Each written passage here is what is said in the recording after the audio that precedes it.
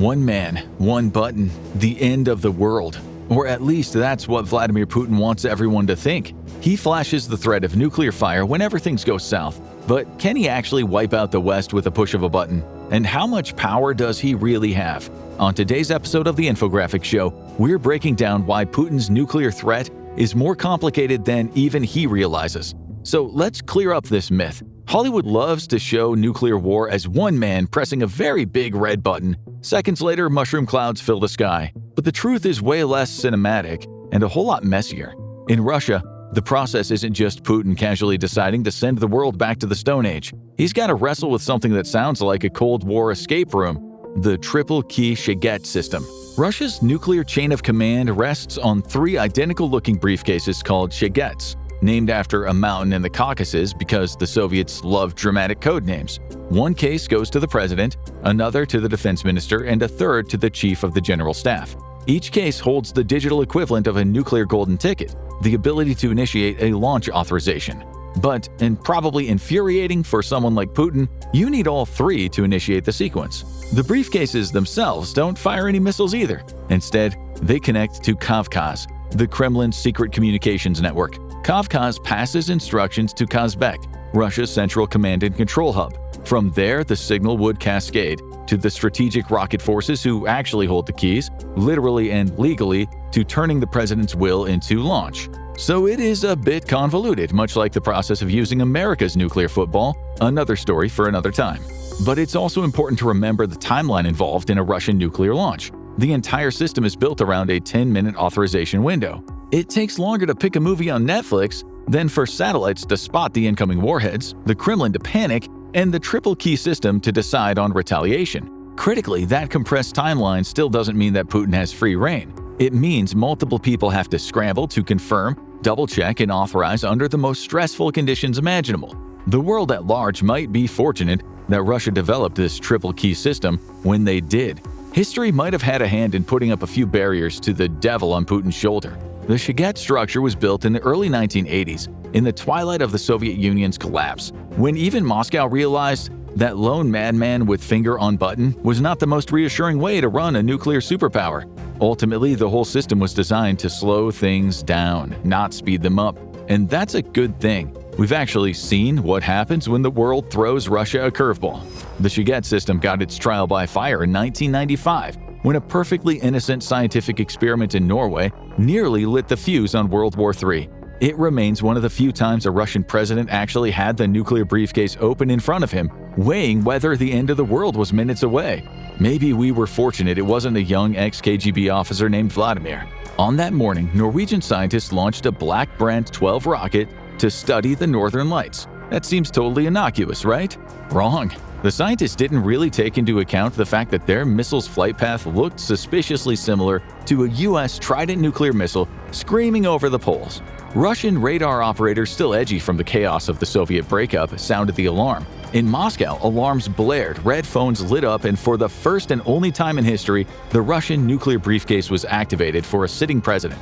Boris Yeltsin had his Shaget open in front of him, staring at the decision that could erase entire cities in minutes. This moment has been called the single most dangerous moment of the nuclear missile age. And yet, despite hair-trigger systems, Russia didn't launch. Why, you ask? Because even with everything primed, the structure required multiple confirmations. Generals had to assess the data, advisors had to weigh in, and in the end, cooler heads prevailed. The time built into their decision-making process actually helped them realize it was just a weather rocket, not a harbinger of World War III. The speed bumps in Russia's nuclear chain then were worth it.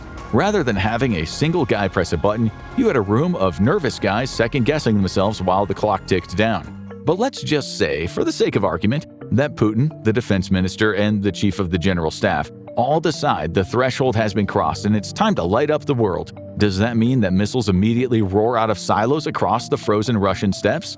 Not quite. Once the order filters down from Kazbek, it lands in the lap of the strategic rocket forces.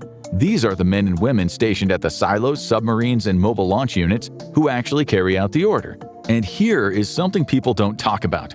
Those crews retain the legal authority to question an illegal or suspicious order. They are trained to recognize irregularities and, if necessary, outright refuse an order. There have actually been 2 moments when Soviet officers made choices that saved the world. The most recent instance was a man named Stanislav Petrov. He was sitting at his day job at a Soviet radar station in 1983, about to take his lunch break, when out of nowhere, the warning klaxons began to scream. He had only ever heard this specific alarm in training exercises, but there was no training scheduled today. This was unanticipated and unexpected.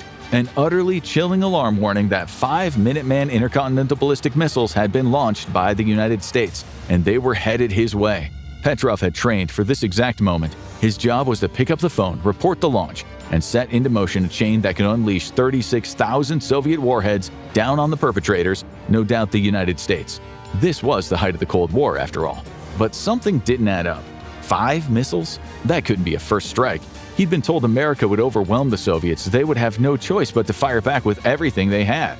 This struck him as a computer glitch. He wasn't sure why, but his gut told him so. Still, there was little time, and the system was actually basically demanding he confirm an attack at the highest level possible. Every second he hesitated was precious time lost if it was real.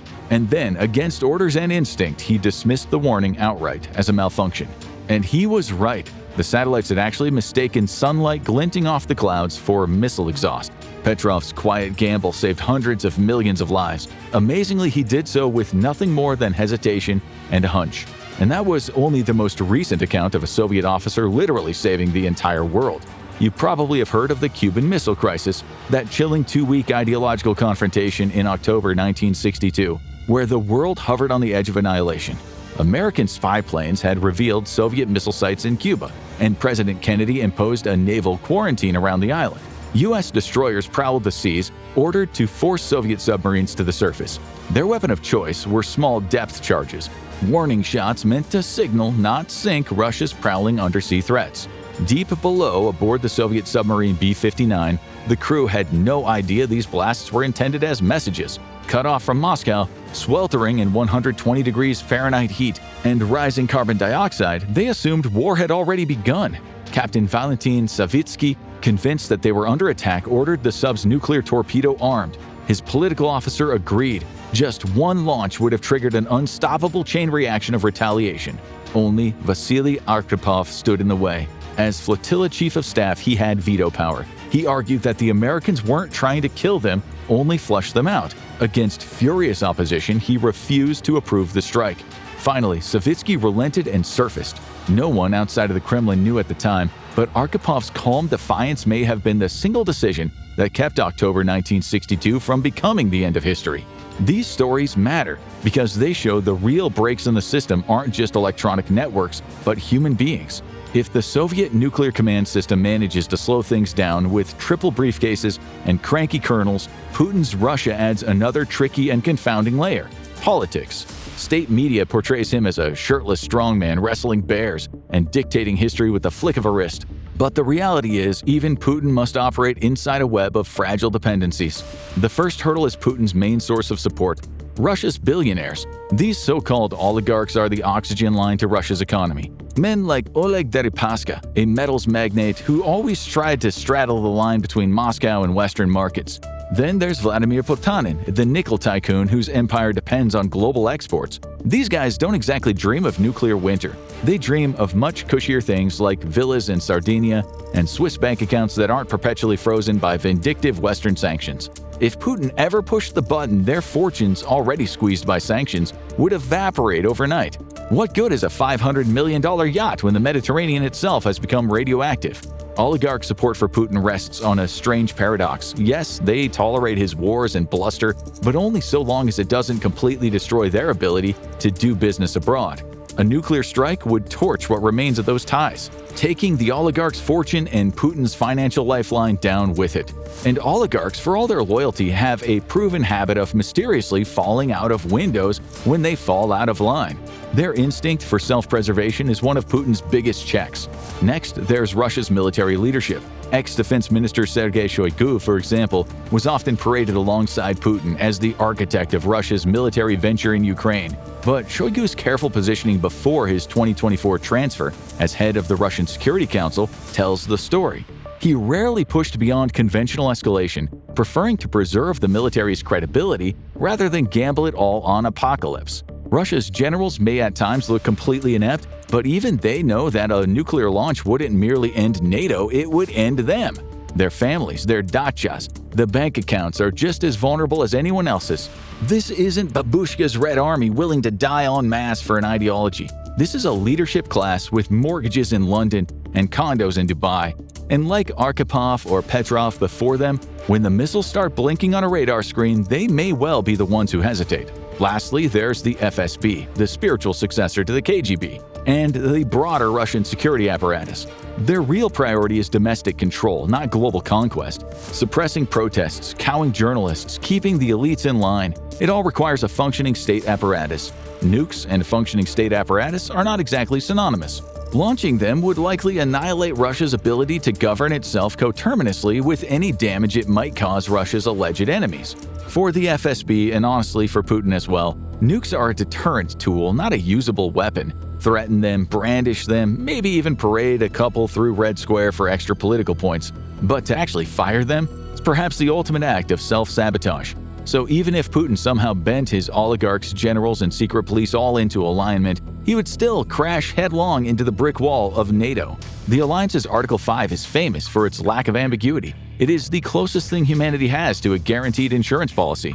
Attack one, get wrecked by all. It's simple math. Russia has gamed this scenario out for decades. The retaliatory blow would hurt, short and long term. American B-61 nuclear bombs sit tucked away in Belgium, the Netherlands, Germany, Italy, and Turkey. The British Royal Navy's 4 Trident submarines glide silently beneath the world's waves. This makes the nation's nuclear threat not only perpetually mobile, but utterly unpredictable, with each sub armed with up to 40 warheads. Meanwhile, France's Force de Dissuasion maintains nearly 300 warheads of its own. Put all of this together and the West fields more than 5,500 nuclear weapons. Russia's stockpile might be slightly larger, but in a nuclear exchange, who's counting? If Russia hit Warsaw or Berlin, NATO wouldn't back down. Instead, it would unleash British Tridents, French bombers, and American weapons from every compass point. The red button, to reiterate, would make Putin's cosigner on a death pact. There's another tricky element in Russia's nuclear calculus. Despite Putin's posturing about Eurasian brotherhood and no-limits partnership with Beijing, the reality is that Russia leans heavily on China. By 2021, annual trade between the two countries hit $147 billion, and since the invasion of Ukraine, Chinese markets and banks have become Russia's financial lifeline. But lifelines can also be leashes. Chinese banks like the Bank of China and ICBC have already tiptoed around Western sanctions, quietly limiting transactions when things look dicey. They value access to dollar and euro markets far more than bailing out Moscow's war machine. And if Putin never crossed the nuclear Rubicon, Beijing would almost certainly cut him off for good. Xi Jinping himself couldn't have been clearer on the matter. Standing beside Putin in February 2022, he declared that nuclear weapons cannot be used and must never be fought. He seemed to mean it. China has condemned nuclear recklessness before, even from North Korea, its supposed ally. For Xi, global stability is another word for profit margins. War is bad for business, which is probably why he still hasn't launched an all-out invasion of Taiwan. Nuclear war is the worst business of all. If Putin launched, he wouldn't just face Western retaliation and possible annihilation, he would lose his last major trading partner, strangle his already limping economy, and alienate his allies. Putin may thunder about nuclear Armageddon, but the structure of his power and the realities of the world around him conspire to keep his finger off the trigger. That doesn't mean he stops talking about it. In fact, he talks about it constantly. Look back over the last 3 years and a pattern emerges. In September 2022, Russian troops reeled from Ukraine's counteroffensives around Kharkiv. Putin stood in front of the cameras and announced that he was not bluffing about using nuclear weapons. In October that same year, Western deliveries of air defense systems threatened to blunt his missile campaign.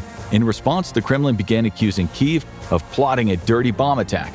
By March 2023, with new NATO tanks headed to the battlefield, Putin suddenly revealed plans to station tactical nuclear weapons in Belarus. Each threat coincided with Russian setbacks or Western aid packages. Each was designed less to launch warheads than to spook the audiences in the West. It's Nuclear Bluffing 101, a tool with a rich geopolitical pedigree.